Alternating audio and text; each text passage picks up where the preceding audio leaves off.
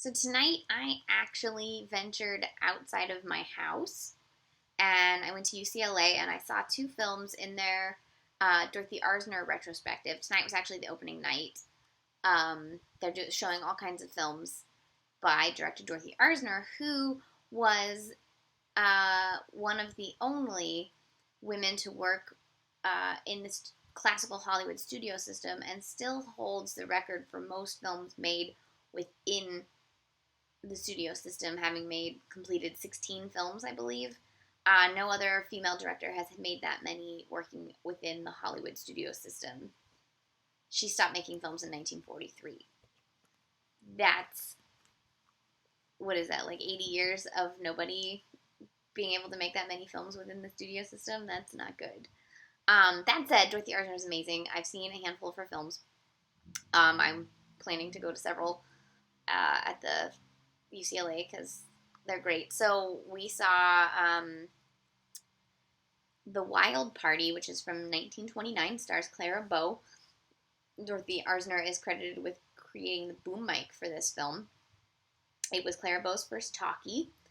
She plays a wild college girl who falls in love with one of her professors, played by Friedrich March. And it's very much like a crazy shenanigans happens and no one goes to class sort of college film that was very popular in that era. But it had one moment that was quite good where the Friedrich March character is sort of saying, like, why this women's college was founded and how all these, like, flapper girls are wasting this freedom they've been given. And I thought that was a really wonderful moment where sort of the feminism inherent in Arzner's work really shone through. I also like that her women are sort of these stereotypes, but they're always way more complicated than they're often portrayed in these sorts of films. For example, the second film that we watched tonight was called Anybody's Woman, and it starred Ruth Chatterton. And the women who wrote it it was actually written by a bunch of women. I was looking up this one. I wanted to see.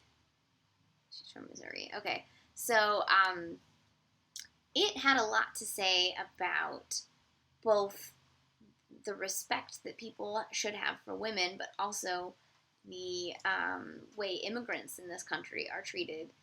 And I thought that was sort of fascinating, especially being a Hollywood film from 1930, because there was such an influx of European talent in the 30s coming into Hollywood, you know. So this one starred Ruth Chatterton, Clive Brook, and Paul Lucas. I love Ruth Chatterton. She is so good at everything that she's in. I love her to death. She was great in this. The story in this one is that Clive Brook is a man whose wife has left him, divorced him to marry a richer man, and he's going on a bender.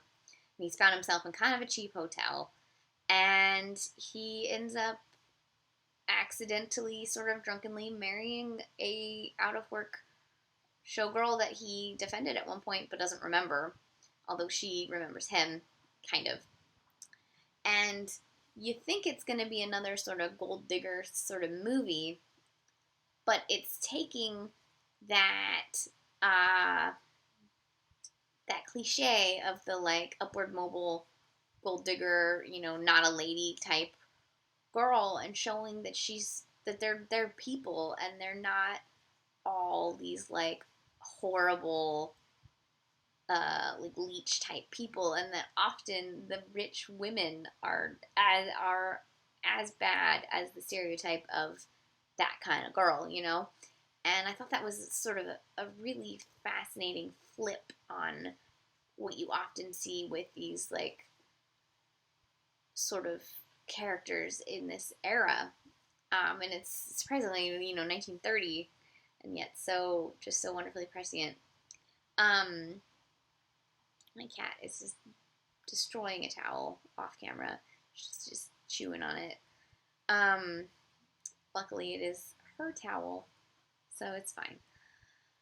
These were great films. So this retrospective goes on throughout August and I think into early September, and I hope to see a few more. I kind of want to see some of the ones that I've already seen. Like, I love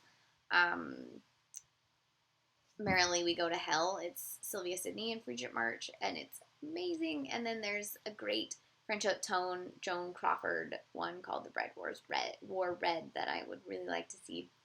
So I'm going to try to go to a couple more of these films. I think just Dorothy Arzner is so amazing. They gave a great intro where they said she was a professor at UCLA, and I guess I had never knew about this, but she was a mentor for Francis Ford Coppola. So, she taught him a thing or two. She's a great director. You should watch her films. I'm not sure if these are available. They're both from Paramount, so I'm not sure if they're available anywhere. But if TCM or something shows them, you should definitely check them out. TCM's doing all female directors in October, or they're having like a special where they're doing that with a bunch of female directors. So you should see if they're going to show these on TCM because they're great. And Dorothy Arzner should be way higher regarded than she is. She's just such an amazing filmmaker.